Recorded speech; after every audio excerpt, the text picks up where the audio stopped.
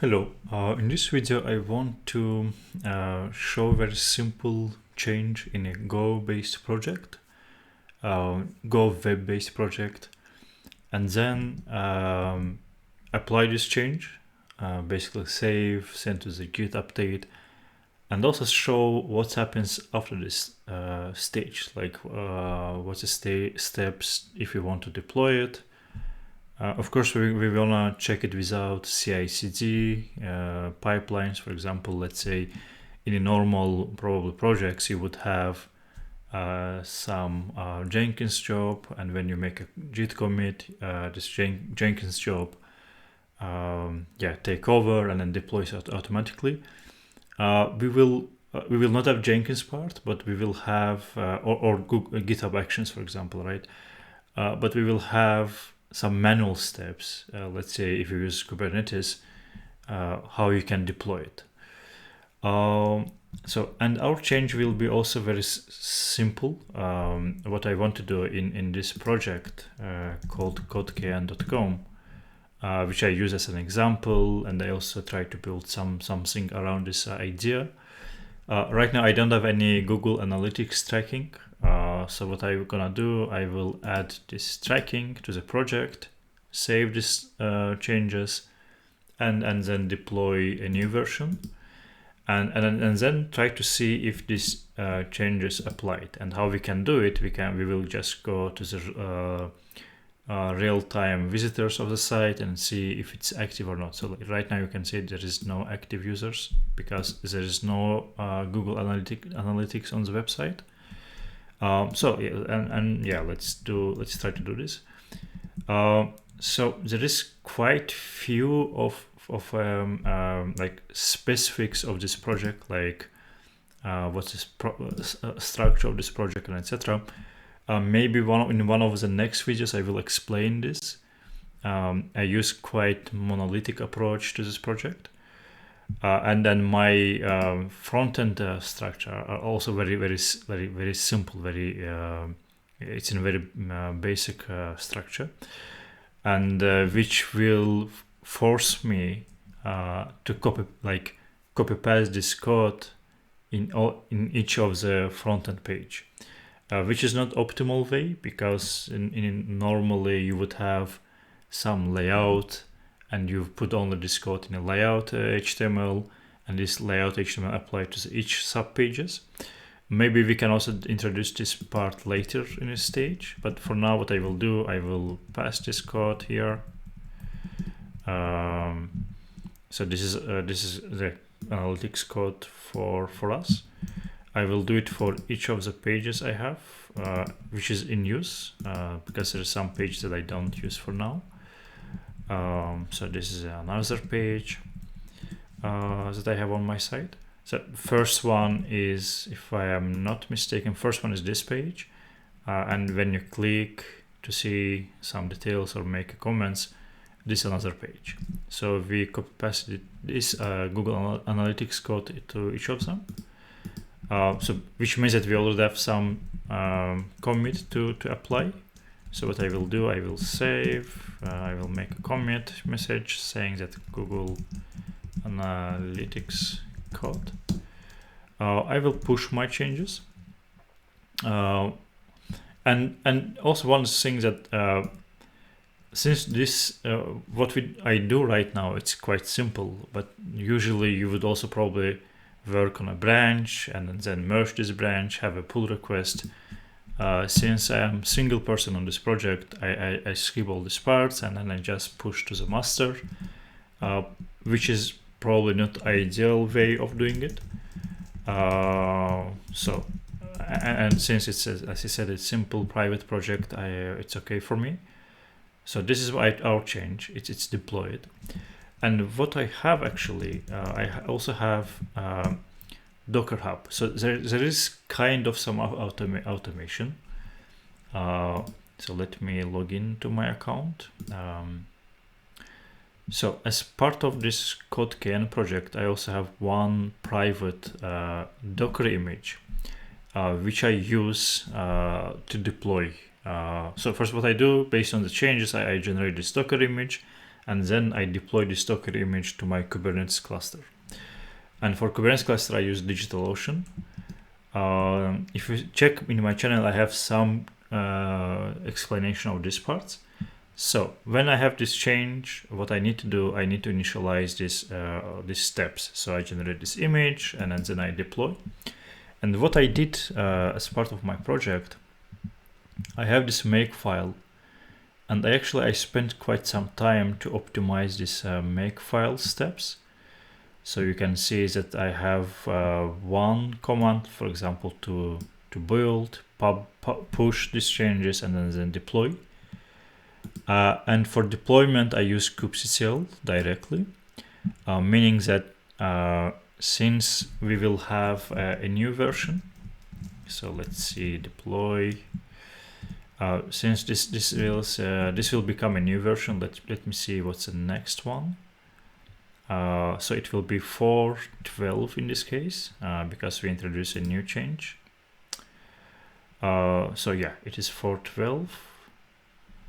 So what I will do, since I have this Makefile command, I say 4.12.0 in our case, and this single command will initialize all subcommands, which is build and then push, and we will push to the Docker hub.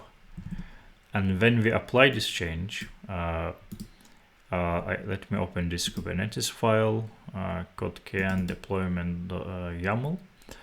As you can see, I especially keep this pin it to the specific version, because let's say if I made a mistake, I don't want to deploy something different than I have as a latest version. And other way around, if I have new version, I have to go here manually and save it.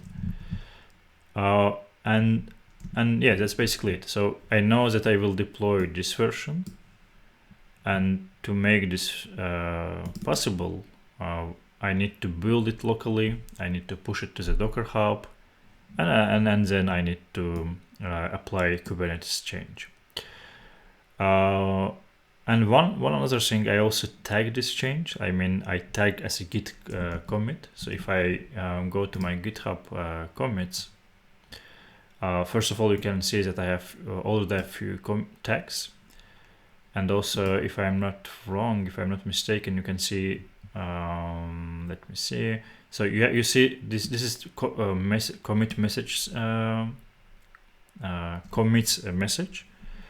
I think if I go in, I can also see tag. Yeah, this is attached tag. And the reason why I do this, because I keep track of the changes. I keep track of this Kubernetes change.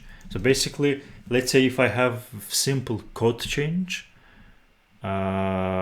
with according commit message, I will have also another commit message which is responsible for deploying it, like tagging it and deploying it, and also putting some information in this change.md. So let's keep this consistent. So what I did, I introduced a new change, which is 4.12.0. It is also UI related, and the purpose is introduce Google Analytics. So now we have, if you remember, once I did my actual change, I also commit. Now I will first deploy it.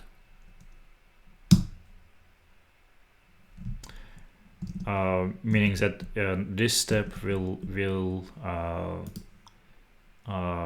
as I said, we'll build this image locally and then push this image to the Docker hub, and then apply our Kubernetes configuration. If this will go successfully, so now you can see that it's uploading our new image. And when image is uploaded and we run kubectl apply, we can immediately see if it's applying or not. So this is the tool I use. It's k8s, and when this is at the at the proper stage, we should see it here. So let's take some time.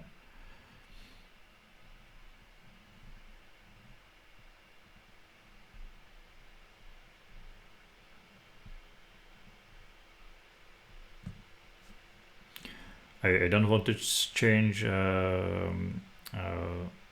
screen because I want to present how it applies the changes.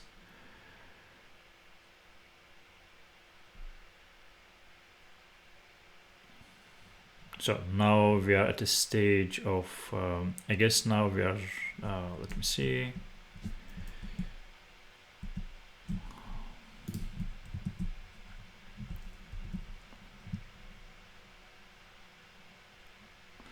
So we did a build. Yeah.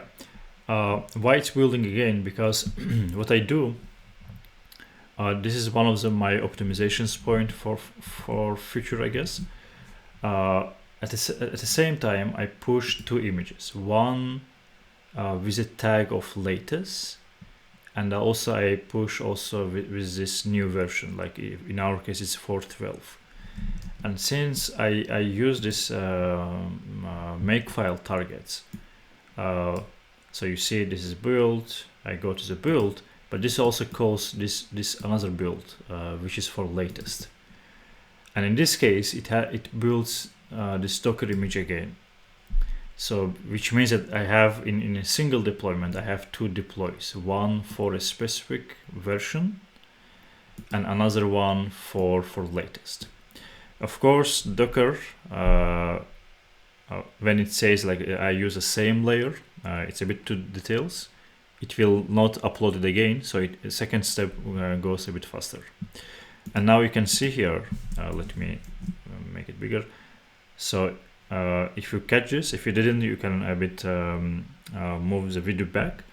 But it already deployed this one. So this image already changed. And what I can see, it was successful. So this is a new deployed image. And also if you go to the Docker Hub, we should see 4.12 if everything went successful. Let's see, latest. Yeah, so this is 4.12. And since we also update the latest image, we also see here, this image. So this is same image. Like why I did it, because I want to keep for historicity my tagged version and also this one. So now we have deployed a new version of this website. So if I update or refresh the page, and let's go to the source code, I should see my Google Analytics. Yeah, cool. So we see this here. And if I go to the analytics, so we see that our changes applied. So this is our website, and I can see there is one, in real time I can see it's on one user, which is me. So everything worked. And if I go to the sub page, we should immediately see these changes appearing here. Maybe not immediately, but yeah, so. So in terms of code base, this is a very small change, right? So you just put a piece of code in each of your website page, and it applies.